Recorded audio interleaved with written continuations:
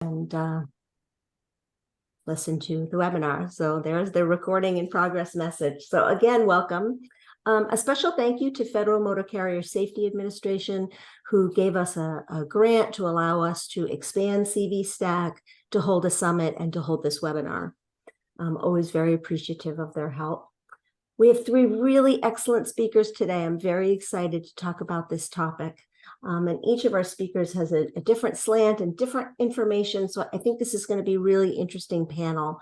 What we're going to do is have each speaker speak for 15 minutes and then have the last 15 minutes for questions and answers, as well as panel discussion among themselves. So we're going to hold the questions till the end. And that's it. Why don't we get started? So our first speaker is Aimee Cox. She's a research associate at the Insurance Institute of Highway Safety.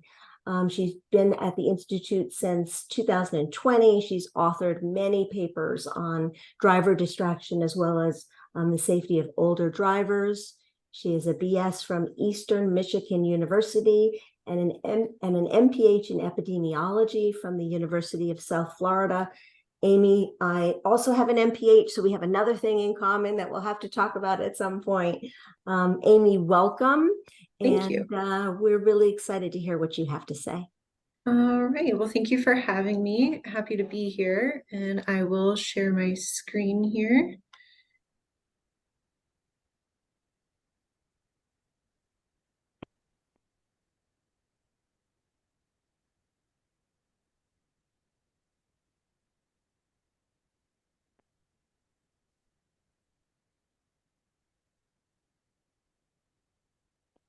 All right. So I'm going to talk today about how we applied the health belief model to distracted driving. For those of you who may not be familiar with the health belief model, I will go over it in some detail. So don't worry about that. And even though this was a nationally representative survey for drivers in their personal lives and whatnot, I did pull out some information that I hope will be useful for commercial drivers, but then also for your personal lives as well.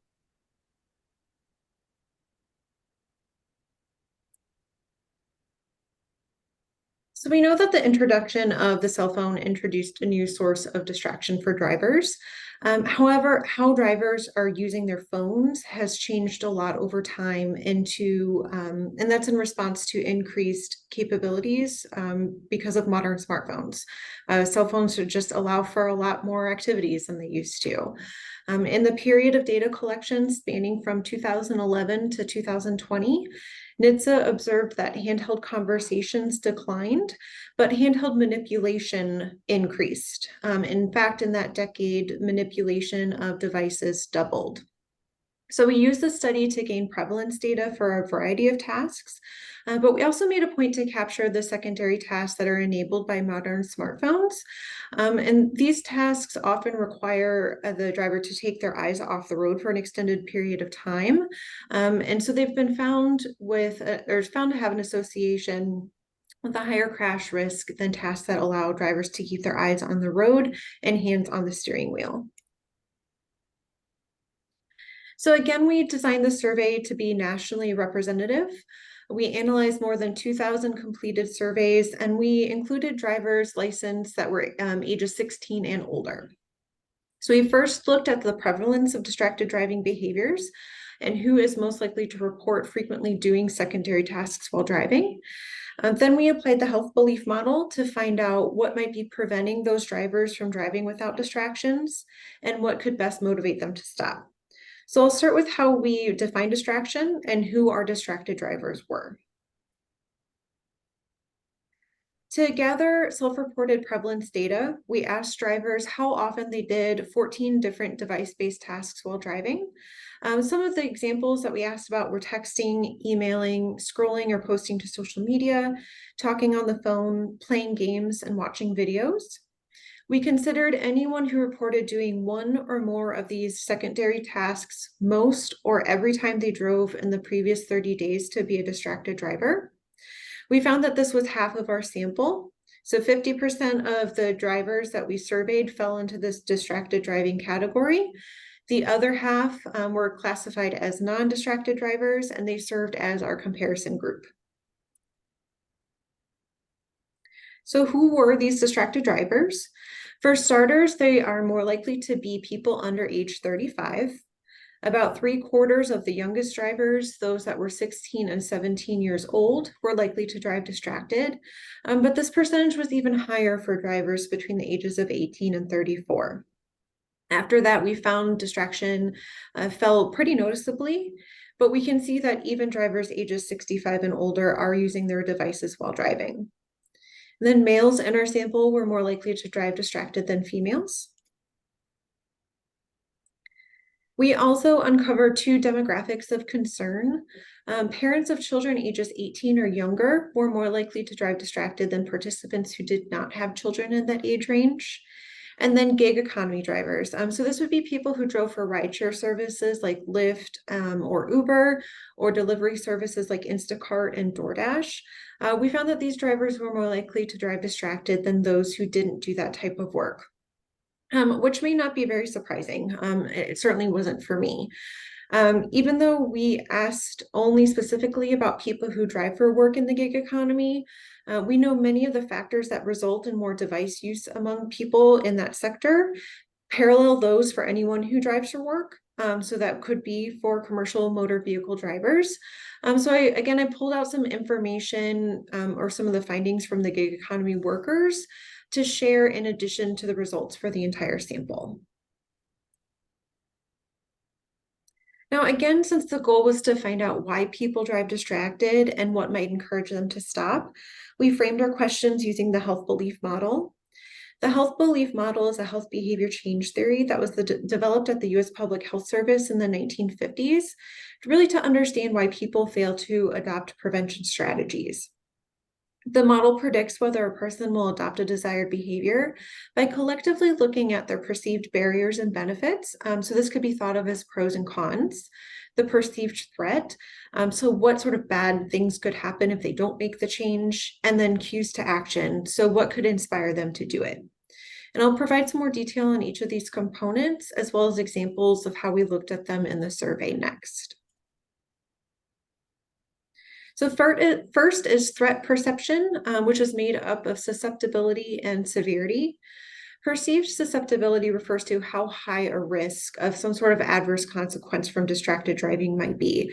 So this could be the chances of crashing, being injured, causing injury to someone else, or even the likelihood of legal penalties.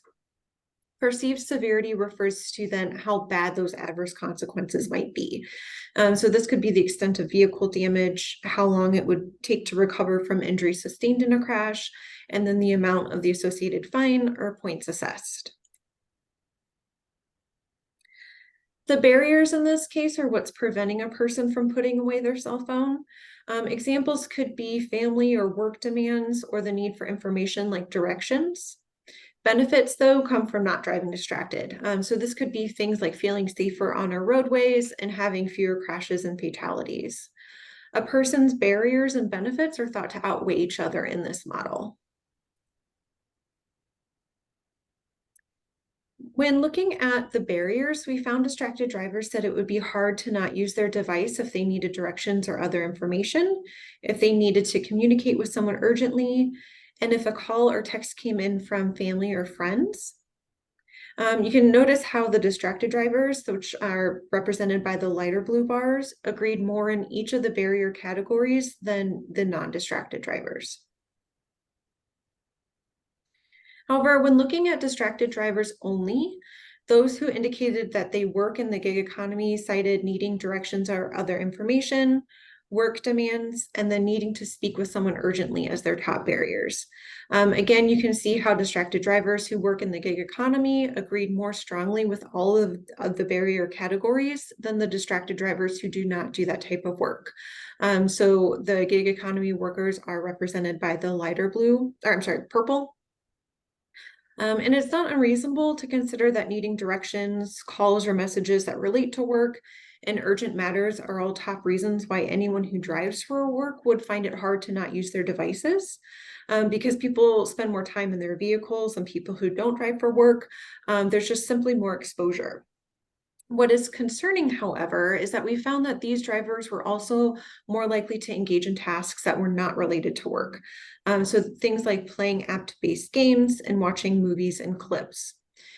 So that could be why boredom was rated higher as a barrier for gig economy drivers than distracted drivers who don't do that type of work.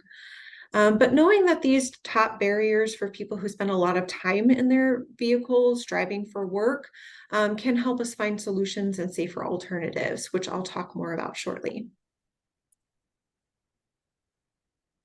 So moving on to cues to action, these are the stimuli that's needed to trigger the adoption of a health behavior. Stimuli can be internal or external, and we use two scales for these questions: agree or disagree, in the sense of would this motivate you to make a change, and then support or oppose, like would you support this implementation? So we wanted to know if drivers would be motivated to stop driving distracted because they knew it was the right thing to do, or because they wanted to protect themselves and their loved ones. Could their family or friends motivate them to stop driving distracted through pleas, like if they said, "I don't feel safe"? Would workplace or school programs motivate change? What if the norms and values around distracted driving were different? Say if it were as socially unacceptable as driving under the influence of alcohol or other drugs. For laws and their enforcement, we asked drivers if the risk of getting a ticket were high and if high fines would be motivators.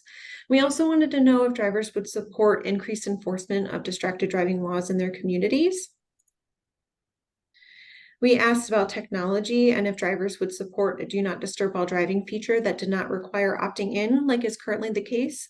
So this hypothetical change would sort of look like if the do not disturb while driving feature was automatically on each time you connected to your vehicle's Bluetooth, and that you had to turn the feature off instead of having to turn it on each time at the start of owning the device. And then finally, we provided a few examples of public service announcements to see if those would motivate drivers to stop. When it comes to cues to action, distracted drivers said feelings of personal responsibility, pleas from family or friends, and laws in their enforcement might most likely motivate them to stop using their devices while driving. And one thing that was really interesting that really stood out to me here is how distracted drivers felt calls or texts from family and friends were among the top reasons why they use their devices while driving. But they also felt that these were the same people who could best motivate them to stop. So I think this finding presents a really unique relationship to target when developing some countermeasures. Messages were the only cue to action category that rated better among distracted drivers than non-distracted drivers. But this was a cue to action category that ranked last in terms of perceived effectiveness among the entire population. And then finally, I wanted to highlight the workplace countermeasures. We found that distracted drivers somewhat agreed workplace policies or programs might motivate a reduction in distracted driving behavior.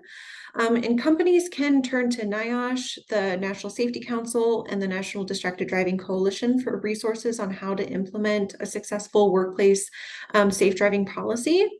This can create guidance on how to approach work-related tasks while on the road. So things that are needed to do the job. So maybe something like a hands-free or one-touch policy, but could also cleanly define the tasks that should not be permitted, like playing games and watching videos. Distracted drivers did not oppose the implementation of countermeasures that we asked about.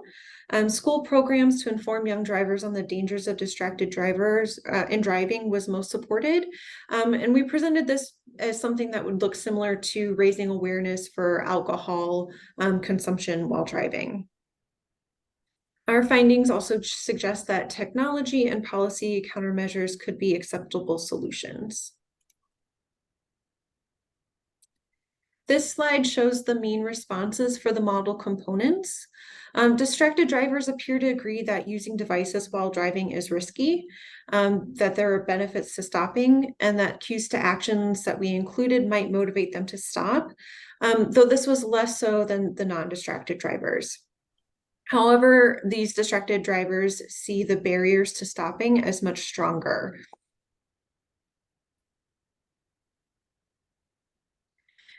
Next, we placed all of the model components in one model, statistical model, and we used logistic regression to estimate the odds of not driving distracted. So we use level of agreement in these constructs as our exposure. So when controlling for all of the constructs in the model, more agreement in the threats and less agreement in the barriers significantly predicted not driving distracted. Agreement in benefits and cues to action were not predictive of the behavior. Another way to think about this is what this is suggesting is that people who drive distracted are much more likely to downplay the threats to the behavior, and these drivers are also much more likely to agree that the barriers are too strong to overcome. So in conclusion, through the survey, we found distracted driving is widespread and that no demographic abstains. However, the behavior is most concentrated in people under the age of 35, males, parents, and people who drive for the gig economy. We found that distracted drivers downplay the threats of the behavior and agree more in the barriers preventing them from stopping. Pleas from family and friends and policy level cues were supported and thought to be effective. Other institute research has found that stronger laws have led to reductions in rear-end crashes, which is a really good proxy for cell phone distractions. I wanted to leave you all with a reminder that the health belief model states that the main constructs work together to predict behavior. Our results here suggest that the behavior manifests for a variety of reasons and none are mutually exclusive. So it's important that we account for all of the model components when trying to promote change. Implementing cues to action is only one piece of the puzzle, and these countermeasures are going to be less effective for distracted drivers if we're not simultaneously increasing threat perceptions and finding acceptable solutions to their barriers. A good example of this would be an ad campaign is not really going to resonate with people if they don't feel that distracted driving is risky and they feel like they just really need to take a call for work. And finally, this is just one of many behavioral change theories. The health belief model just most closely aligns with our goals of finding out why people are doing the behavior and what might motivate them to stop.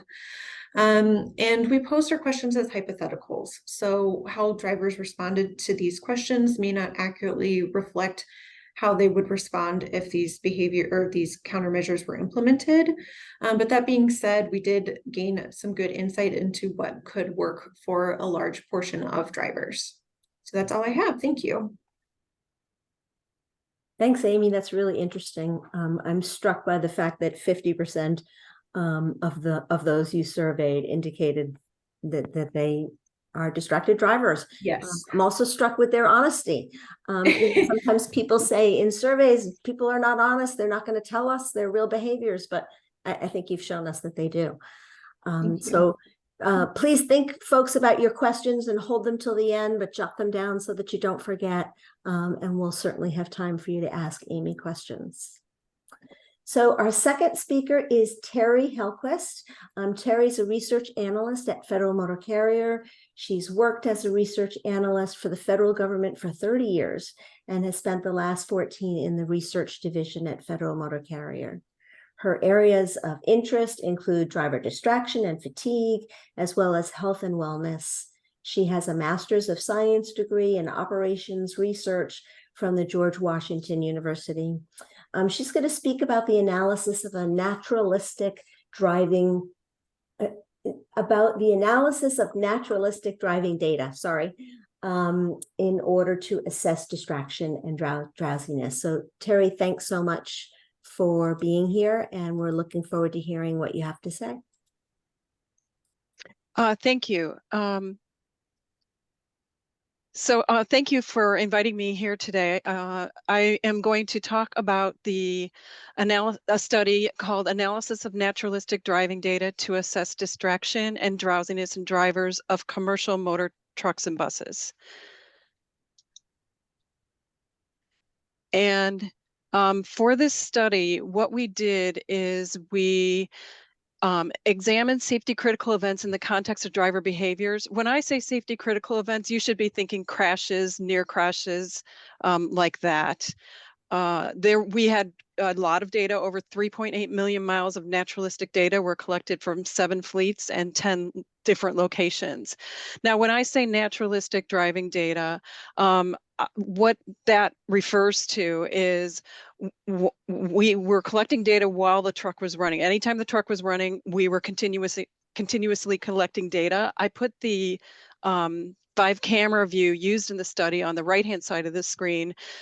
So there were 5 cameras that were going, as I said, continuously. The upper left quadrant is the forward-facing view. That's what the driver sees. Down in the lower left quadrant, those Excuse are me, the Teresa. I'm sorry, we're yes. having a problem with the screen. I just wanted to interrupt you for a minute.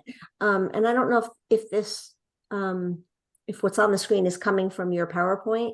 We've got a Zoom quit unexpectedly, and we're not seeing. Let me stop. Why don't I stop sharing and then share Try again? Yeah. Okay. Sorry to interrupt. So I'll share again.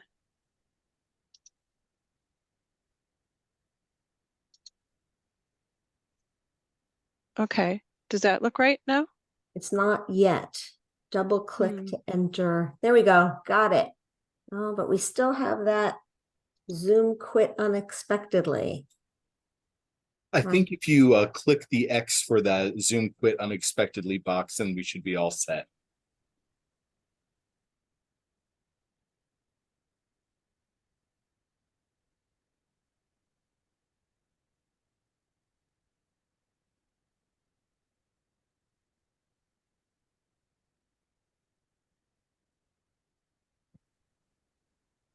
Hang in there, folks.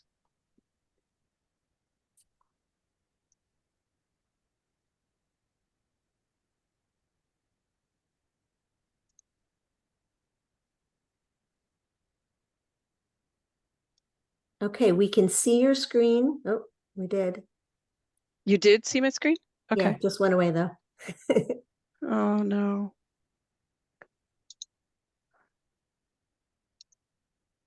Okay. Now can you see? Yep. Looks terrific. Thank you. It does? Okay. I just did it again. I just redid it. Okay. So thank you for stopping me. I appreciate it.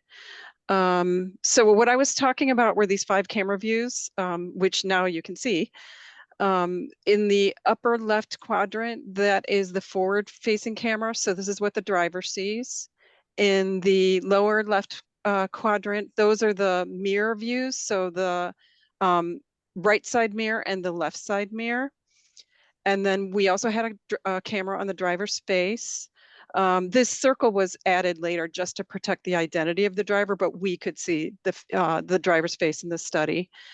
And then this bottom one, I don't know if you can tell this, but this isn't over the shoulder view, so that we could see, like, for example, we could see if they were using their cell phone or what they were doing with their hands. And again, the circle was added later to protect the identity of the driver. All drivers that participated in the study voluntarily participated and were compensated for their efforts. And this study was completed by the Virginia Tech Transportation Institute. So I wanted to just give you an idea of who were the carriers that were and drivers that were participating in the study. First of all, the first thing to notice is that they were both motor coach companies and truck companies that were participating in the study for as much as 2 years. This one motor coach participated for 2 years, but some were as short as 3 weeks. And then you can get an idea for the number of drivers that we had and that from each of the companies here.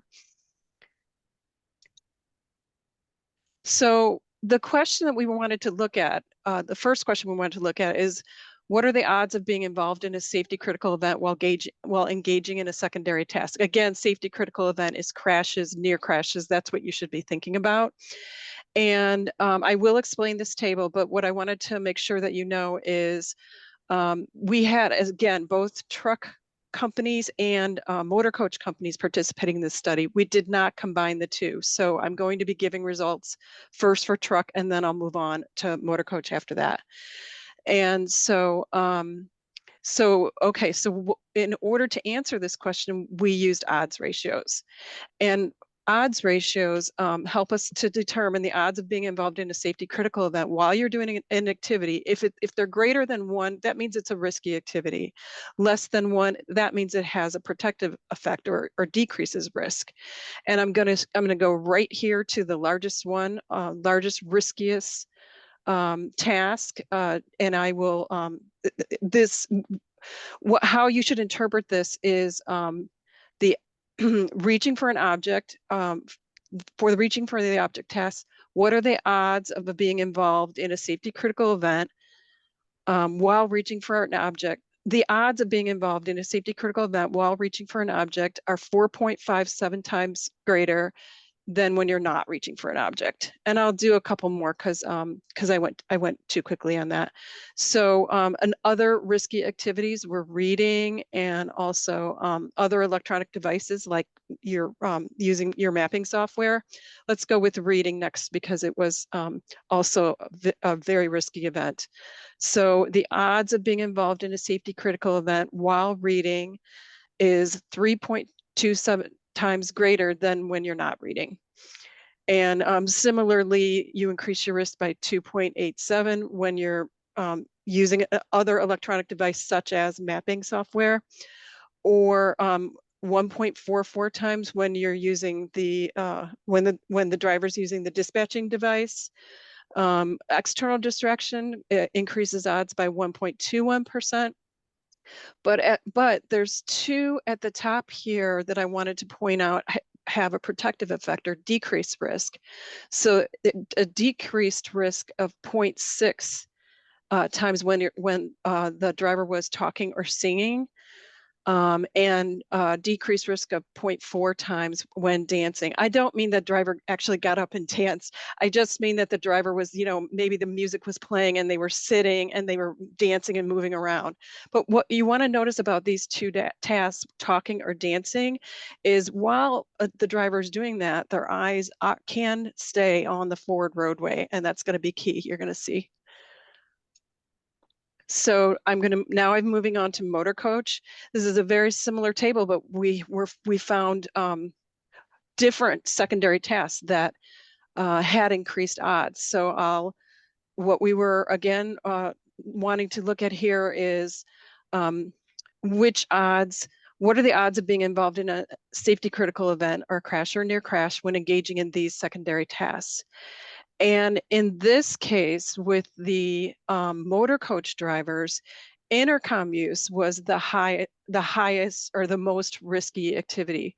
So the odds of being involved in a safety critical event while using the intercom were 2.74 times greater than when not using the intercom. And so this was very interesting to us because, of course, this doesn't apply with trucks. They're not using an intercom, but in motor coach, I'm hearing an echo. In motor coach, this is something that happens often because they're talking to their passengers over the intercom. Maybe they're giving directions or safety precautions or something like that. So we found this very interesting and useful information. Reaching for an object, once again, is a very risky activity or task to do. So odds of being involved in a safety critical event while reaching for an object is 2.46 times greater than when you're not reaching for an object. And then removing and adjusting clothing, that is also very risky. Probably, I think we should think again about these things are taking your eyes off the forward roadway. So if you're adjusting the instrument panel or adjusting the seatbelt or the mirrors, your eyes will be off the forward roadway. Dancing was found here in the motor coach data as well. But again, while they're dancing, their eyes remained on the forward roadway, and this had a protective effect. It decreased the odds of being involved in a safety critical event by 0.37. And I'll move on to the next question. Okay, we were able to break apart different cell phone tasks. So whether they were holding their phone, whether they were browsing, whether they were texting, and here are the results for the, again, I'm working now with truck, with the truck data. What are the odds of being, we were trying to answer what are the odds of being involved in a safety critical event while talking on a handheld or hands-free phone. The first several here, first 5 are handheld. The second 2 are hands-free. The riskiest here that increased the odds ratio was 4.35 was handheld browsing.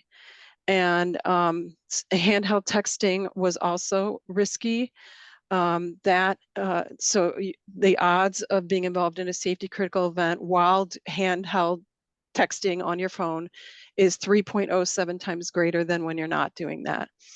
Again, we see the protective effects of hands-free via headset or hands-free just talking and listening. Again, the eyes are going to be able to remain on the forward roadway when you're doing these activities. Motor coach, similarly, handheld holding was the highest riskiest. So this is just the person's holding their phone, but they have it in their hand and they're holding it. And that increased odds by 3.96%, 3.96, excuse me, shouldn't have said percent. And handheld browsing 2.58 times. For hands-free, if they were just talking or listening, that decreased odds by 0.45. So of course we had to look at what happens. This is just simply how long were the eyes off the forward roadway, and the significant results actually appeared here near the bottom of this table. And what we found is the odds of being involved in a safety critical event while eyes were off the forward roadway by between 1.5 and 2 seconds or 1.45 times greater than when the eyes are not off the forward roadway for 1.5 to 2 seconds. And then of course it increased as the time got to be more time off the forward roadway. So when the eyes were off the forward roadway for greater than 2 seconds, the odds were 2.73 times. And that was for truck. And for motor coach, again, look down here at the bottom. When the eyes were off the forward roadway for greater than 2 seconds, the odds were increased by 1.5. And I just have some thoughts in conclusion. The tasks that involved visual manual intensive tasks, so they were texting or adjusting the instrument or reaching for an object or an external distraction. Or this was for a handheld phone, showed increased risk. We did see that cell phone use was lower for motor coach drivers. That's probably not surprising because, of course, if they're in a motor coach, they've got passengers, people are watching them, and maybe they're don't want to use their cell phone while people are in the vehicle with them. Texting occurred infrequently in the data. We're seeing that people are using their cell phone less as time goes on. This is one of a study in a series of studies where we do see less use of texting. And then the longer the driver's eyes were off the forward roadway, the greater the risk they were involved in a safety critical event. And this was true for both motor coach and truck drivers. I did put the links to both the research brief and the report. The research brief is just a 2-page summary of the report. And then the report here, I was hoping you guys would be able to get a copy of the slides. And then for our office, if you want to learn more about our office, I have both the QR code and the website link here if you want to get more information. And thank you very much. Thanks so much, Terri. That's really interesting. We will share the slides. We will put them on the CV Stack website so everybody can access them. I'm so glad that you looked at reaching for an object, because I always think about that. I thought a lot about it when I had a young child and I was, passing things back and forth. And we weren't thinking about that as distracted driving then. My son's an adult now. But, that's clearly a piece of this. It's not just cell phone use. So right. Really helpful. We have one more speaker and then we will go to questions. So our third speaker is Jessica Williams. Jessica is the Education and Training Program Manager with UC San Diego TREDS. Many of you may have heard of TREDS. They've given a lot of presentations through Federal Motor Carrier. Jessica brings over 10 years of experience in adult education, training, and project management to the TREDS team at UC San Diego. She manages the delivery of education and training programs for safety professionals in the commercial driving industry with specific focus on distracted driving prevention. She collaborates with safety experts on the development of curriculum and reviews program components and ensures that content is current and relevant. I think this is she's going to speak about the program called Just Drive, Deliver Distraction-Free Program. And I think this is a particularly interesting program because you all could take this program and use it with commercial motor vehicle drivers across the country. So thanks very much, Jessica. You are on. All right, thank you so much. All right, is my slide showing full screen? Yes. Okay, Absolutely. wonderful. Okay, thank you so much for that introduction and for having us, having TREDS and myself represent here. Just as Robin mentioned, our program that we're going to discuss today is Just Drive, Deliver Distraction Free. It's a full comprehensive program including education and resources to prevent distracted driving among commercial drivers, and it does specifically focus on electronic devices, so cell phones, texting, smartwatches, that sort of thing. Before I jump too much into the program, I just wanted to give a little bit of background for those of you who are not familiar with TREDS. We are the Training, Research, and Education for Driving Safety based at UC San Diego School of Medicine. We have nationally recognized programs for roadway safety, curriculum, training, and research. We've been funded by California Office of Traffic Safety since 2005, and we received the FMCSA cooperative agreement, the high priority cooperative agreement in both 2019 and then just recently in October 2022. So a big thank you as well to FMCSA for supporting our programs and education in this area. So what is this program I'm speaking about? The Just Drive program, it's an educational program with multiple components, all aimed to increase safety awareness and decrease distracted driving behaviors among CDL holders. The first component is our Just Drive course, and that's a 60 and 30-minute presentation in English and Spanish. The 60-minute is the full presentation, and we've also created a 30-minute abbreviated course when there is a short of time for meetings or when you need to present. The instructional methods include PowerPoint and impactful videos, case examples, and audience participation as much as possible, depending on the modality.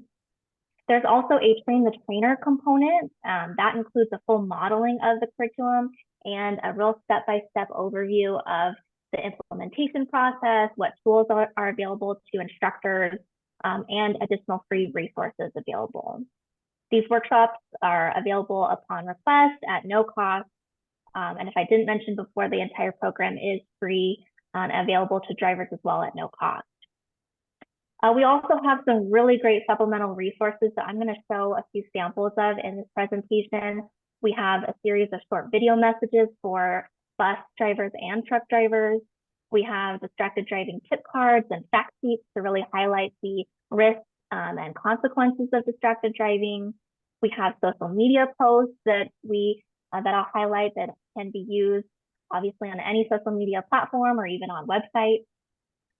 A 4-minute standalone video that I'll highlight as well that really highlights some of the discussion on distracted driving from drivers themselves, post calls, and of course the risks and consequences, and some promotional flyers that we've developed as well that all kind of come in as one comprehensive program that's included here.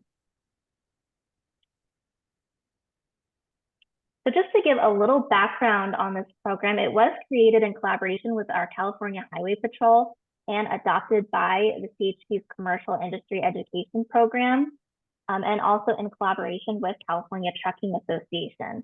So as you can see, it started in California, but in 2019, we did receive FMCSA's High Priority Cooperative Agreement, and we were able to take that program to a national audience.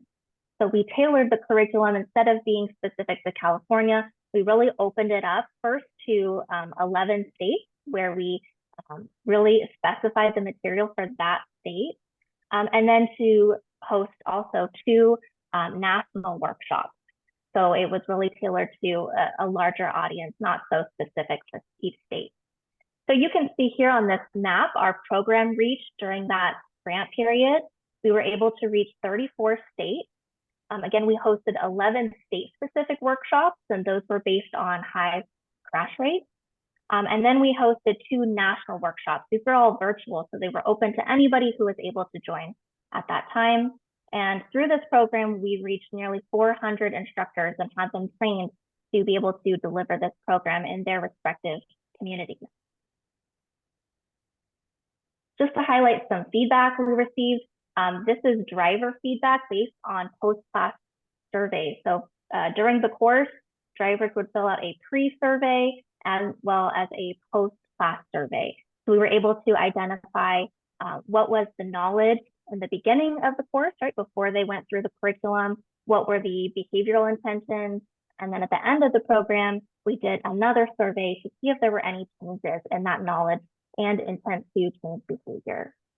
So from that, we saw that 96% of drivers after the course stated they were more aware of risks associated with cell phone use while driving, and 88% intended to change their own cell phone behavior while driving, which is the whole point, right? We were very happy to see a high number here that there wasn't just a knowledge and understanding, but a real intent to make a change, right? Reduce that risk of distraction. That's a little bit of a background. Just to go over a little bit more of the course. The topics that we cover are the problem of distracted driving, the risks and consequences. We do touch on laws and regulations, strategies to reduce distracted driving. And then we also have 2 additional segments on drowsy and fatigue, and then a brand new work zone safety module as well. And I just want to show, of course, I'm not going to show you 60 minutes worth of a full curriculum, but I do want to provide a few samples just so you can see. We do have the curriculum set in a PowerPoint presentation model. Here are just a few samples that I pulled for you to kind of get an idea. We do talk about what really is distracted driving, that it's anything that takes your attention away from the task of safe driving. We like to include polls. This is especially when you're in a virtual environment, and we do advise our trainers if they're in person to engage the audience still. Do a old-fashioned show of hands. If you have a small group, get people involved. I think that's really important for education and for creating a dynamic presentation. We also have a lot of data that we include. Obviously, we collect data from FMCSA and other credible sources that we're able to get the most current and recent studies. We also highlight some stories that are in the news, so we can really show that there's a real life consequences, that these things are really happening. Let me go to the next slide so you can see. So again, we use statistics to show cell phone use, the types of distraction, visual, manual, cognitive. We also talk about, we do different kind of hands-on activities, such as how long does it take to send a text? Right, that's 4.6 seconds. And as we just learned from Terri, that if you take your eyes off the road for more than 2, right, you're increasing your risk. So if the average text is 4.6, you can only imagine what can happen in that time frame. And so we show them an example of what that would be and kind of get them engaged in what that behavior would look like. So here are just some samples. Again, we have a 60-minute and a 30-minute presentation to really highlight this different area.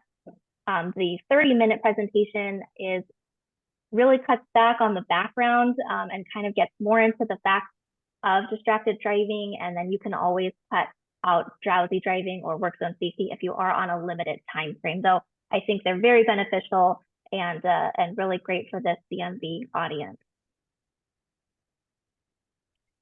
Additional supplemental resources that we include. So I mentioned these briefly in the beginning, but as a part of this program, we've developed a series of different supplemental resources that can be used by trainers or even just shared by others who have interest in this program. So I'm going to show a sample of one of our videos for you. We have short video messages, 8 for large trucks and 8 for buses. And these are less than a minute long. They're very short, easily digestible, and something that can be posted on social media, on websites, just to really spread the word about the dangers of distracted driving. So I'm going to click one just to show you a preview here.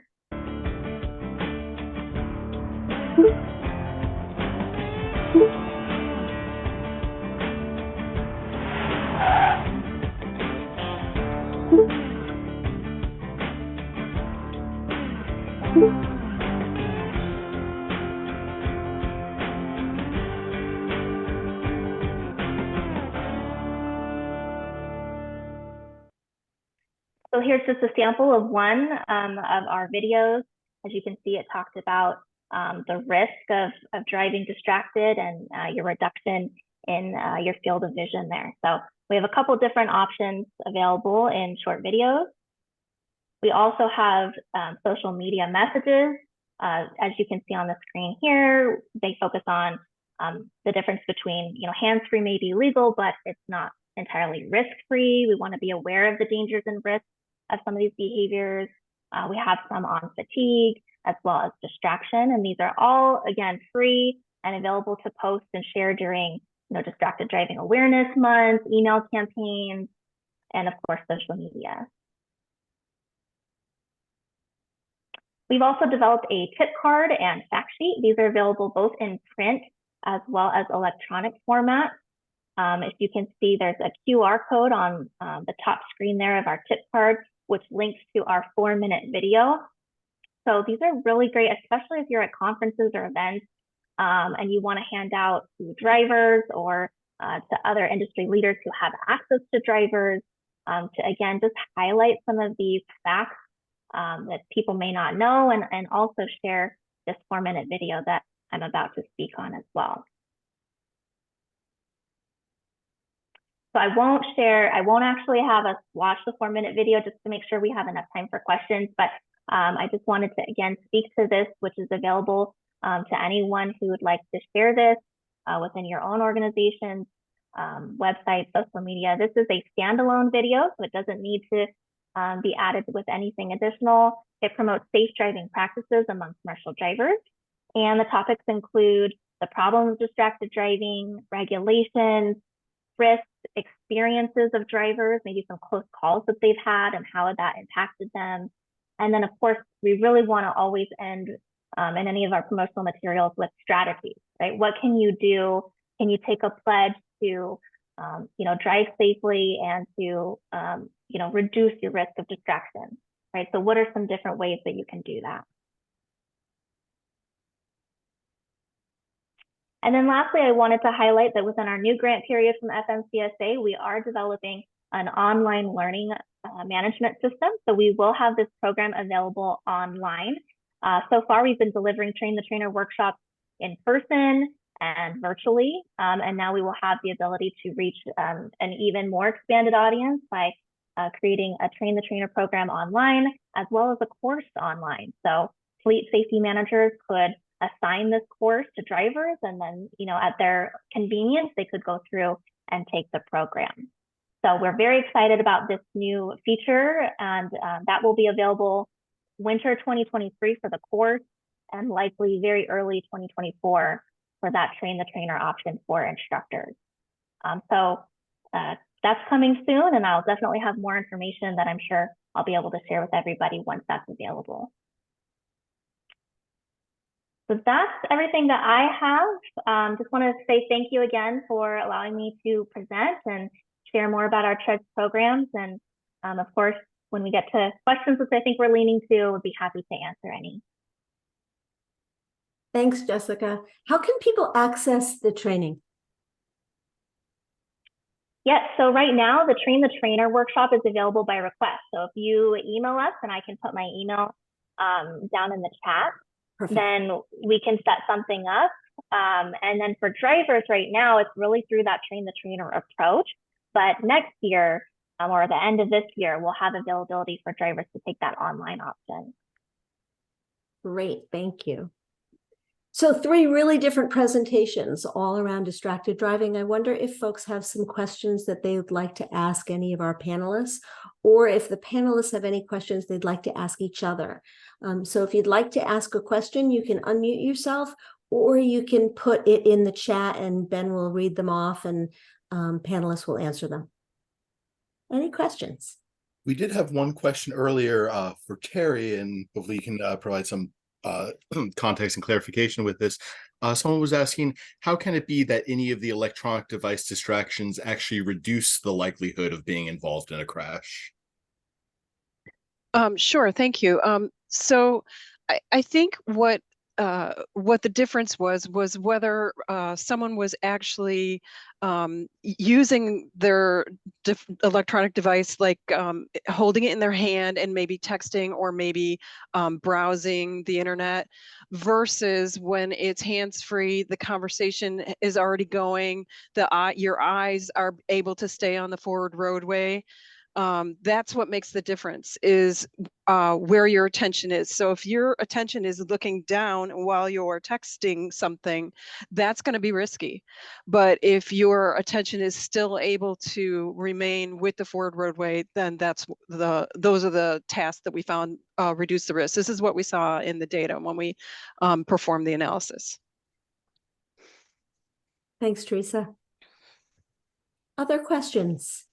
You can raise your hand, you can unmute yourself, or you can type in the chat.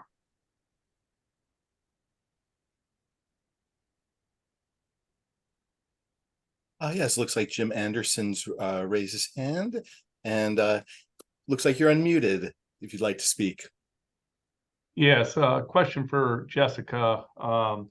Going back to the TREADS research and such, do you have any data on the FMCSA? And this question also may be relevant to the other speaker, on how violations or texting while driving or talking on the cell phone, handheld cell phone, how those violation trends have changed since the 2019 date that I saw referenced, or these efforts that have been underway by various sources over those years, are they having any positive impact in reducing those types of violations in commercial motor vehicles? Yeah, great question. For us, it's hard to be able to quantify if the program that we've developed has really made, like, what that specific impact is. Of course, we have our individual surveys where we're able to see the impact on the drivers that take our course. But then to go and see, okay, is this a cause for a reduction in distracted driving in that region? We don't quite have that information at this time. You know, of course, we use, as much as we can, updated data to see the trends in nationally, based on a lot of that FMCSA data that we collect. But that is something that we are looking to do now that we have the online program, to really make more of an impact, because we have that data a little more readily accessible, especially from our trainers. Right now, we're relying on trainers to self-report. And so we get a handful of data, but we think we can really get a bigger impact through an online registration system. So hoping we can have a little bit more of that within our online program. But I don't know if Terri wants to speak at all to that as well, as far as laws and regulations. Right. As far as looking at that question specifically, I don't have data on the actual numbers of before and after the regulation, but I can say that, again, we've done a series of studies on driver distraction, and we see less use of the cell phone. I think the message is getting out there, and people, do hear it. So at least there's that. But no, I don't have any specific data that can answer that question. Thank you. Any other questions for our speakers?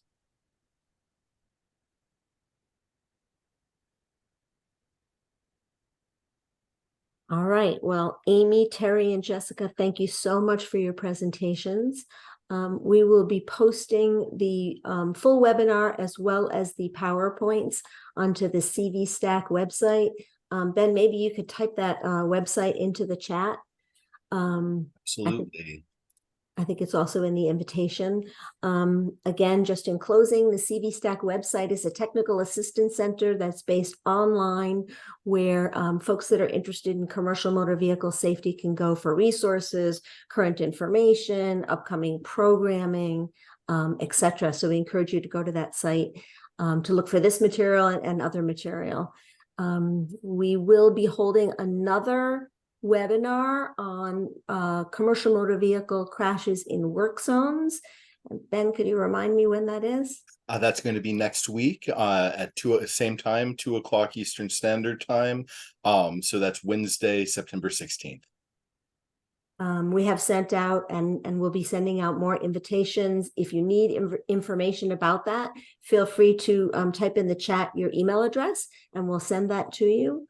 But many of you probably got it already earlier today. And a quick question, that's actually Wednesday, September 13th at 2 p.m. Eastern Standard Time. Sorry about that. Perfect. So thanks to the speakers, thanks to the 126 of you that participated. We really appreciate your time and your interest, and have a great rest of your day. Bye, everyone. Thank you. Bye.